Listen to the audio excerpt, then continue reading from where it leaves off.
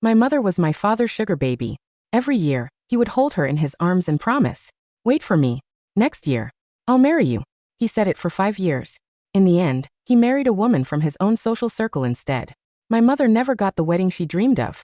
After that, she became unstable and cruel. She used me as a way to get my father's attention. "Go call your father and tell him you're sick. Tell him to come see you." But my father only frowned and yelled at me. "You're already learning to lie from your mother at such a young age? Always haunting me like this. Disgusting." They blamed all the anger they had for each other on me. Later, my father's wife gave birth to a son. He became the perfect husband and father in everyone's eyes. My mother only grew worse. He hit me harder and harder, all just to make my father come look at her. Once when I was 7, I fell down the stairs and broke my leg. I begged my mother to take me to the hospital. She slapped me hard across the face. "What are you pretending for? You fall once and suddenly your leg is broken. You're just like your irresponsible father. You were born to make me suffer." My father rushed over, but he only shoved my mother to the floor in irritation. "If you use this little bastard to fake being sick and trick me again, don't expect another cent from me." Their screams and sobs tangled together. I lay on the cold floor, slowly losing consciousness. This time, could they finally stop fighting? The shouting grew louder. My father shoved my mother to the floor. I forced myself through the pain and crawled toward him, grabbing the hem of his pants. "Dad, please stop fighting. I'm okay now." The next second, he kicked me away.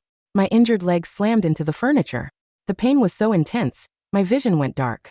I curled up trembling on the floor. My father only glanced at me in disgust. "Stop pretending. When have you ever actually been sick?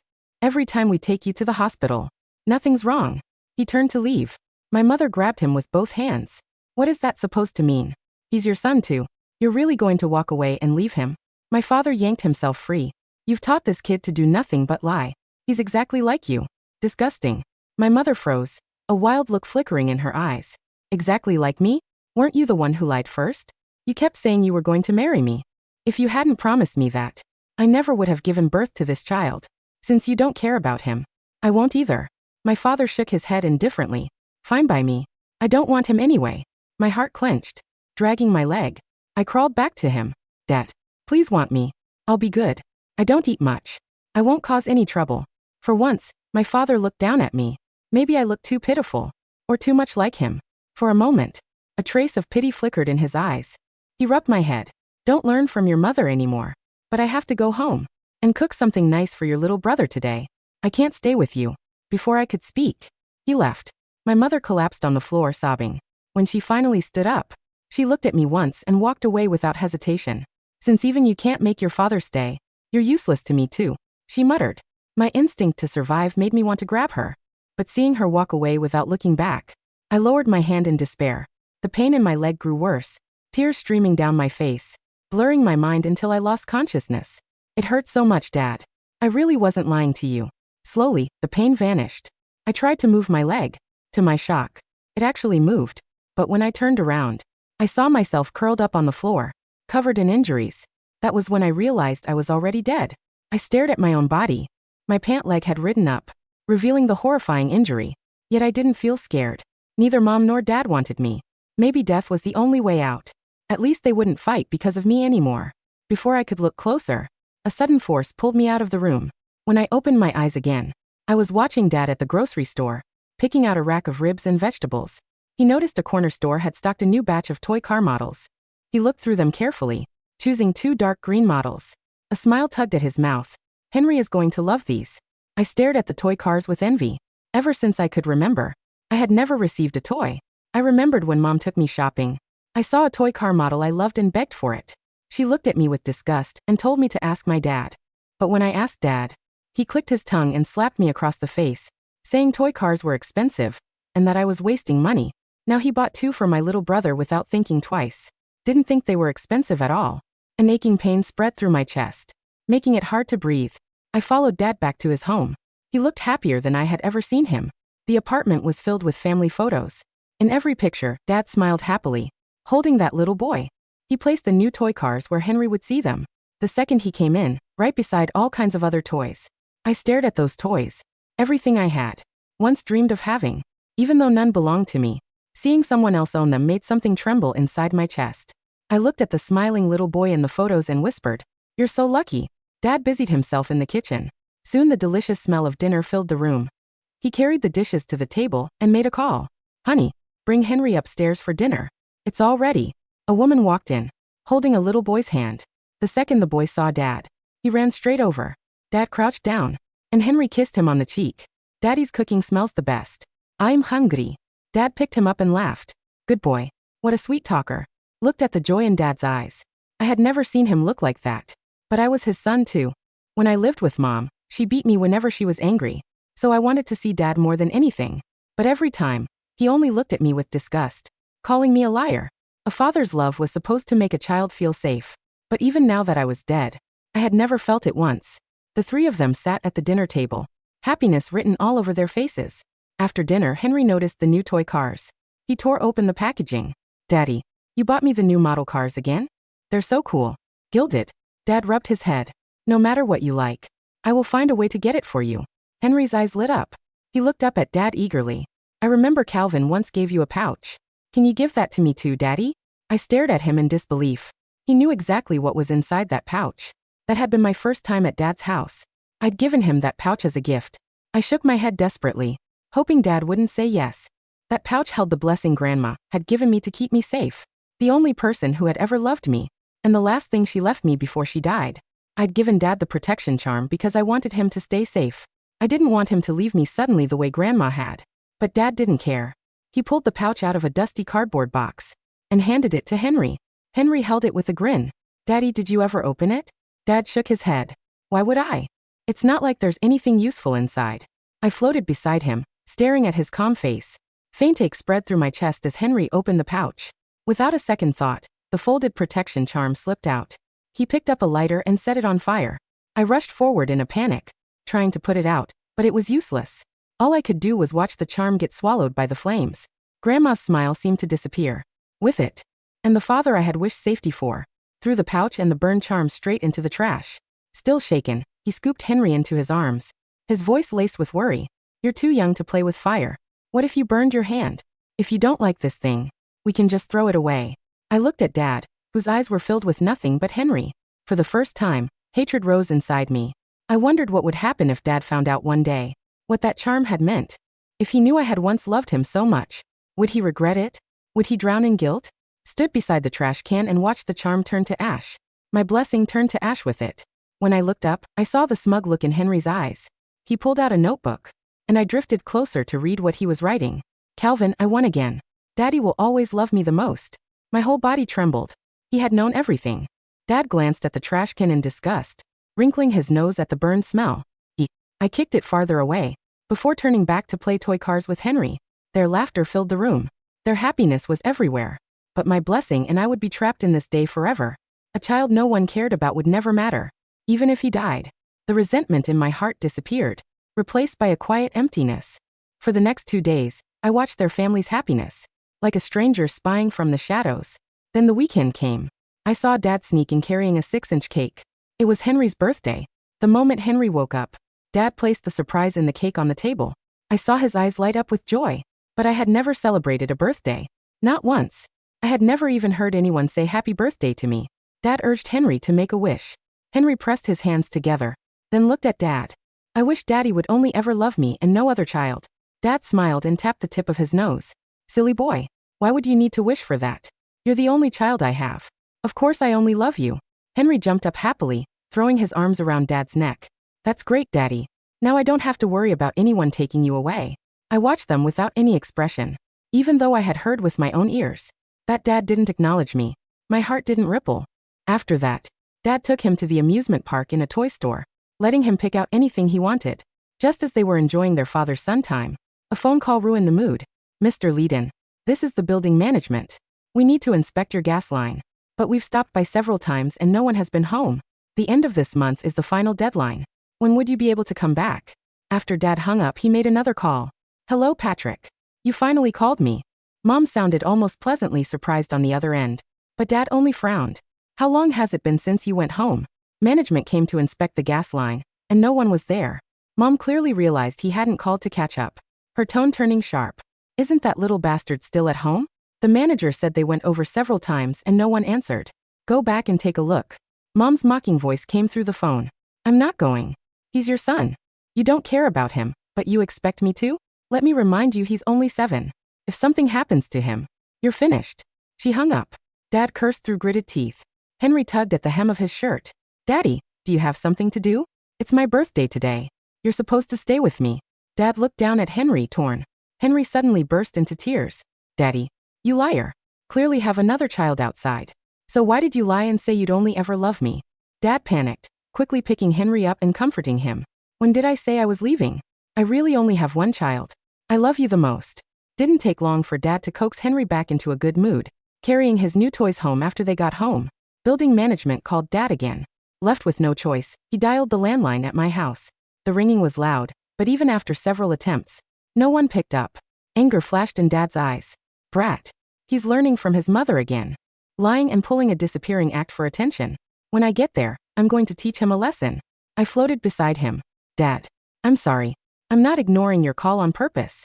It's because I'm already dead. It took Dad a long time to coax Henry to sleep. Only then did he drive over to my house. The moment he arrived, he saw a crowd gathered outside the door. 2 police officers were there, along with the building manager. The manager's eyes lit up the second he saw Dad. Officer, he's the owner of this apartment. The police officer looked over and showed Dad his badge. We received a report. Over the past 2 days, a strong odor has been coming from inside your apartment. Caller said it smelled like there might be a body inside. We need to go in and check. The anger in Dad's eyes deepened. How could it be a body? That brat must have put something inside to make me come over. He's just like his mother, always using disgusting little tricks. Honestly, I almost hope it is him stinking in there. I'll open the door right now and let you check that. My tears finally spilled over. Dad, I really wasn't that kind of child. Mom was the one who kept hitting me and forcing me to lie to you. And it really is my body giving off that smell in the June heat. I must have been in terrible condition by now. The police officers and the building manager stared at Dad in absolute shock. They couldn't believe a father could say something so cruel about his own flesh and blood. The officer looked at Dad and said, if the child really is inside, then something may have happened to him. Dad froze. His eyes flickered before he shook his head. No. He's always been like this. He loves lying. He definitely isn't inside. As he spoke, he took out his key and unlocked the door. The moment it opened, everyone froze in place. The winter in New York had settled in with an unusual, bone-chilling silence. Gray, heavy clouds hung low over the Manhattan skyline, dusting the brownstone roofs of the Upper East Side in a fine, powdery frost. Inside our townhouse, the air was warm, smelling of cedarwood, roasted hazelnut, coffee, and the clean, sweet scent of baby lotion. Our 3-year-old son, Arthur, was sitting on the thick wool rug in the living room meticulously, stacking wooden geometric blocks under the watchful eye of our old golden retriever, Buster. I stood by the tall glass window, a ceramic mug held loosely in my hands. The water of the East River in the distance looked like a sheet of textured gray slate, perfectly still under the quiet sky. Giselle.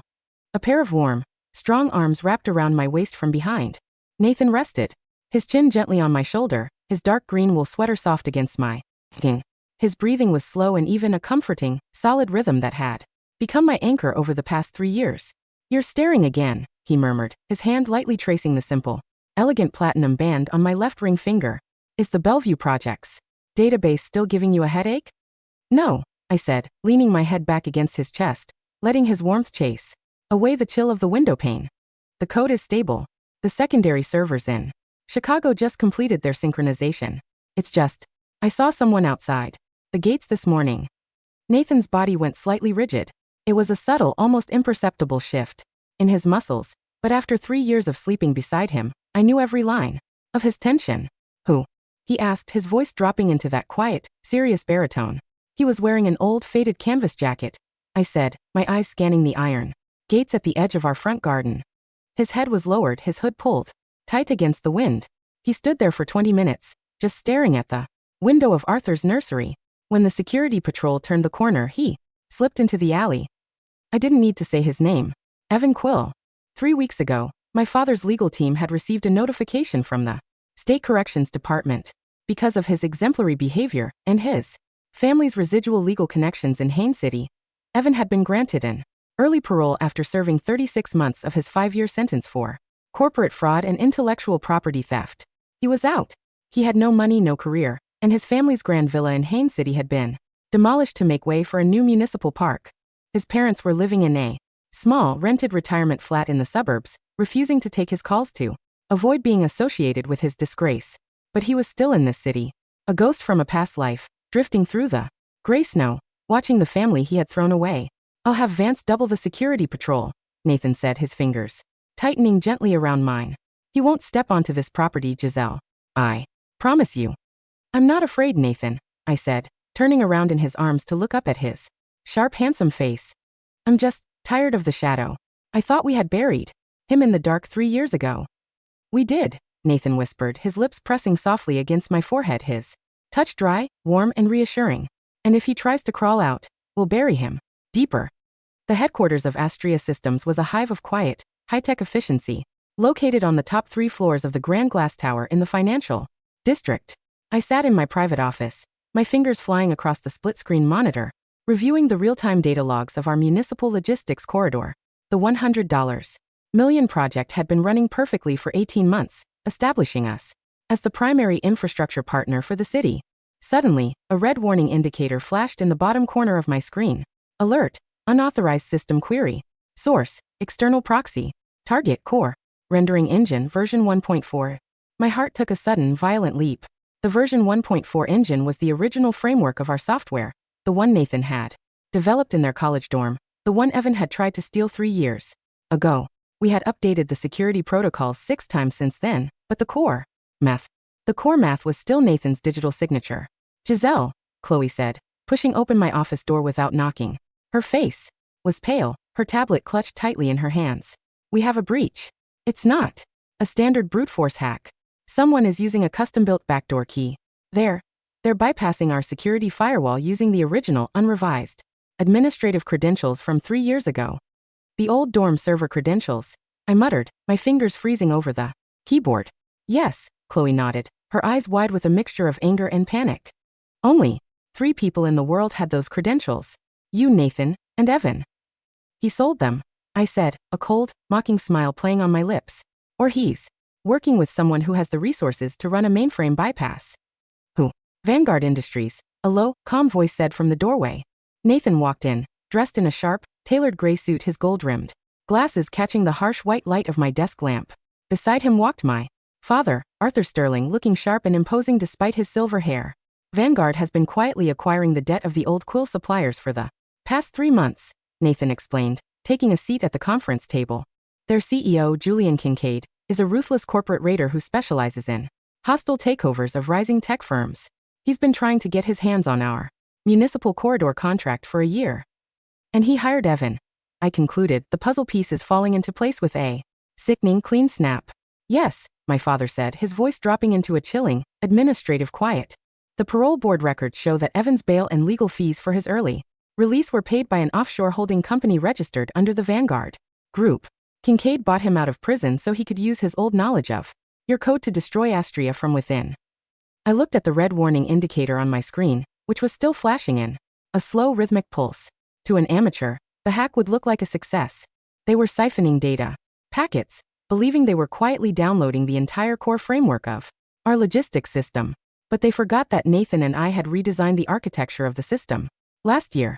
They think they're downloading the master files, I said, looking at Nathan, a cold, dangerous amusement bright in my eyes. But they're actually downloading the Phoenix file.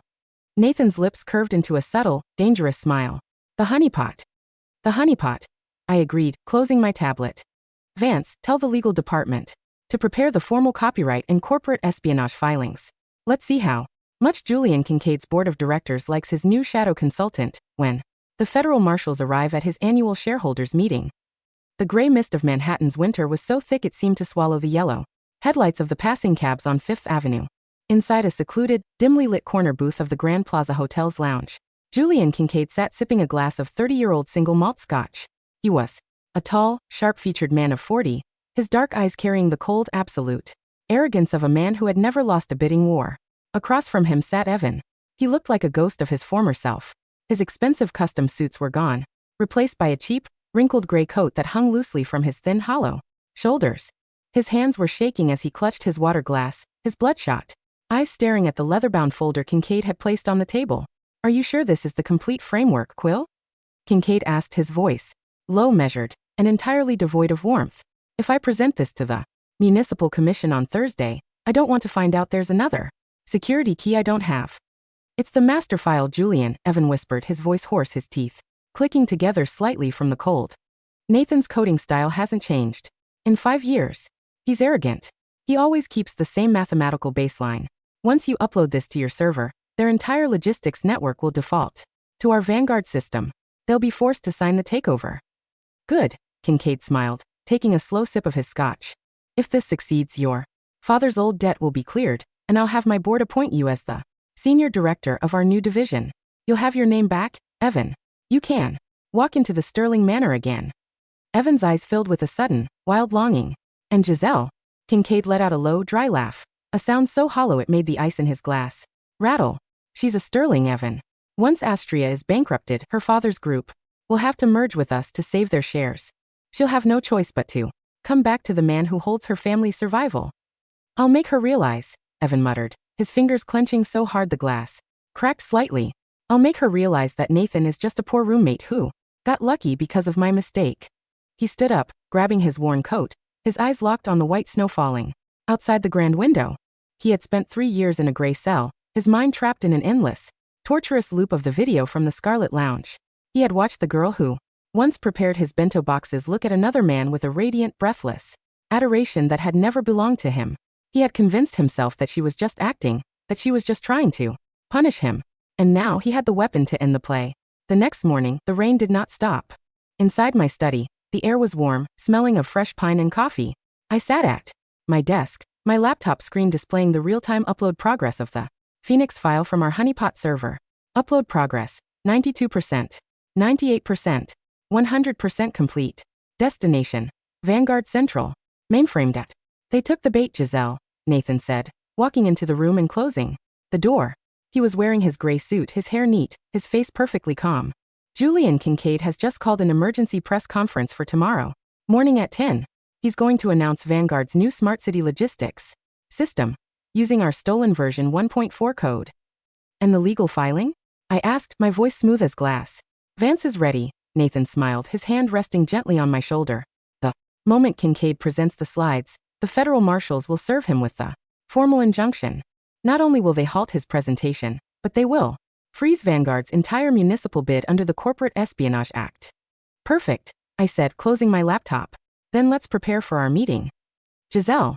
Nathan's voice turned low, a soft, warning tension in his eyes. Evan, he's trying to see you. One of our security guards at the South Gate saw him trying to deliver a letter to your name this morning. I looked at my hand, at the 5-carat diamond ring my father had given me, and then at the simple silver ring Nathan had bought me 3 years ago in his small apartment. Let him try, Nathan, I said, my voice dropping to a whisper. He thinks he can use our 10 years of history to make me doubt you. He doesn't know that those 10 years are just a grayish I've already washed off my hands. I know, Nathan whispered, leaning down to kiss my forehead. His touch was warm, reassuring, and completely safe. But be careful. A desperate man has no rules. I am the rules now, Nathan, I said. The grand ballroom of the New York Tech and Design Summit was a vision of absolute high society opulence. Hundreds of crystal chandeliers hung from the vaulted stone ceiling, casting a warm, golden glow over the gathered crowd of international investors, city commissioners, and media representatives. Vanguard Industries occupied the largest exhibition bay, their golden logo glowing on the white wall. Julian Kincaid stood near the stage, his sharp face carrying the calm, smug confidence of a victor. Beside him stood Evan, his cheap gray suit slightly smoothed out, his hair combed back, looking like a disheveled ghost who had managed to crawl back into the light. Honorable commissioners, Julian Kincaid began, his voice projecting clearly through the microphone. Today, Vanguard Industries is proud to present Project Phoenix, a revolutionary logistics framework designed to completely optimize our city's cargo routes. He pressed the clicker. The giant projection screen behind him flickered to life, displaying the exact, beautifully designed slides of our old version 1.4 engine. In the gallery, several Astria Systems engineers gasped, recognizing the baseline math immediately. They turned their heads to look at me, their eyes filled with shock and anger. I didn't move. I sat beside Nathan, my hands clasped in my lap, my expression entirely neutral. Our core engine utilizes a reverse indexing algorithm, Kincaid continued, pacing the stage with professional ease. By utilizing real-time demographic data from the municipal servers, we can predict and adapt. Mr. Kincaid. A cold, commanding voice cut through his presentation. Arthur Sterling stood up from the Sterling Group section, his silver hair catching the light, his posture rigid and imposing. Beside him, Mr. Vance opened his leather folder, handing a tablet to the commission secretary. The Vanguard presentation, my father said, his voice dropping into a chilling, administrative quiet that made the air in the room feel instantly freezing, is based entirely on stolen intellectual property. We have filed a formal complaint with the Federal Trade Commission regarding corporate espionage and data theft against Vanguard Industries. What? Kincaid's smile faltered, his face turning an ugly blotched red. Mr. Sterling, this is a proprietary system developed by our senior consultant, Evan Quill. Your senior consultant, Mr. Vance said, his voice flat as he pointed to the giant screen. Downloaded those exact, flawed files from Astria's secure honeypot server last night at 3 a.m. And, Mr. Kincaid, if you look at the bottom corner of your demographic slides, you'll notice a tiny, faded digital watermark. The camera zoomed in on the bottom of the slide. Under the high-definition lens of the projector, a small, glowing green watermark was clearly visible through the code. Astria Systems Confidential Honeypot Draft. Warning: this file contains fake data designed to trigger an automatic security breach. The entire grand ballroom fell into an absolute dead silence. The only sound was the sharp, rapid clicking of hundreds of media cameras as the journalists realized they were witnessing the corporate execution of the century. No! Evan screamed, his face contorted in a desperate, wild fury as he lunged over the podium, pointing a trembling finger at me. You did this, Giselle. You set us up. You wrote this code to ruin me. We were together for 10 years. You loved me. I slowly stood up from my chair. I walked to the center of the aisle, stopping beside Nathan. I looked at Evan, my eyes calm, my face entirely devoid of any anger or malice. I looked at him as if he were a minor glitch in a system I had already repaired. I didn't write the code to ruin you, Evan, I said, my voice smooth and clear. I wrote it as a draft 3 years ago, before you decided to call me a ball and chain in front of your friends. If you had actually read the files, if you had actually understood the logic behind the designs you stole, you would have seen the warning. I took a step closer, my gaze locking onto his bloodshot eyes. But you didn't read it. Because you are not a designer, Evan. You are a thief. And a thief only cares about the weight of the gold, not the history of the metal. Kincaid turned his head slowly to look at Evan, his dark eyes filled with a sudden murderous disgust. You brought me a corrupted file? You told me. It was the master. Julian, please. I didn't know. They must have changed the key. Evan whimpered, his knees buckling as he was forced onto the carpet by the 2 federal marshals who had just stepped onto the stage, their badges glinting under the lights. Mr. Julian Kincaid, Mr. Evan Quill, the lead marshal said, pulling out a pair of handcuffs. You are under arrest for corporate espionage, international tax, fraud and data theft. As the cold metal of the handcuffs clicked shut around his wrists, Evan didn't look at Kincaid. He didn't look at his parents, who were currently weeping in the back row. His eyes were locked on my face. Giselle, he sobbed, his tears finally spilling over onto his dirty collar. Giselle, please, tell them we were together. Tell them it was just a misunderstanding. I'm your husband. My husband is standing beside me, Evan, I said, my voice dropping into a quiet, chilling whisper as I reached out to take Nathan's hand. His grip was warm, firm, and completely safe. And you are just a roommate who got caught. The doors of the auditorium opened, and the security guards escorted Evan and Kincaid out of the hall, their silent, disgraceful exit drowned out by the thunderous applause of the gathered crowd. 3 years later, the winter in Zurich was quiet, the snow falling in soft, heavy blankets over the historic rooftops of the old town and the cold, blue water of the lake. I stood by the window of our private lakeside chalet, a cup of green tea in my hands, looking out at the calm, blue waters of the bay. The morning sun was bright, casting a golden light over the distant pine forests. Mommy, look. A snowman. A 4-year-old boy with dark, curly hair and wide, clear blue eyes ran out onto the deck, his small hands covered in red wool mittens as he pointed toward the sky. He's very high, Arthur, I smiled, kneeling down to wipe a speck of snow from his cheek. Do you want to feed the birds? Yes, he laughed, his voice sweet, clear, and full of a wild, healthy energy. Beside him, Nathan stepped out onto the deck, carrying 2 cups of warm tea. Smiled warmly as he saw us. Walking over to wrap a warm arm around my waist, his touch firm, reassuring, and full of a quiet, deep respect. The new logistics contract was signed this morning, Giselle, Nathan said, his voice dropping into that deep, sincere baritone. Our European division has officially become the largest in the country. We did it together, Nathan, I smiled, leaning my head against his shoulder. I looked out at the bright, open sky. The past was gone. The cold rain of Haines City, the medical bleach of the clinic, and the sound of the car brakes squealing at the intersection, they had all turned into a faint, distant memory, washed away by the clean spring wind of the Alps. I was Giselle Vancelent. I was no longer a shadow, no longer a ball and chain, and no longer a sacrifice. I was a mother, and my family was finally, beautifully complete.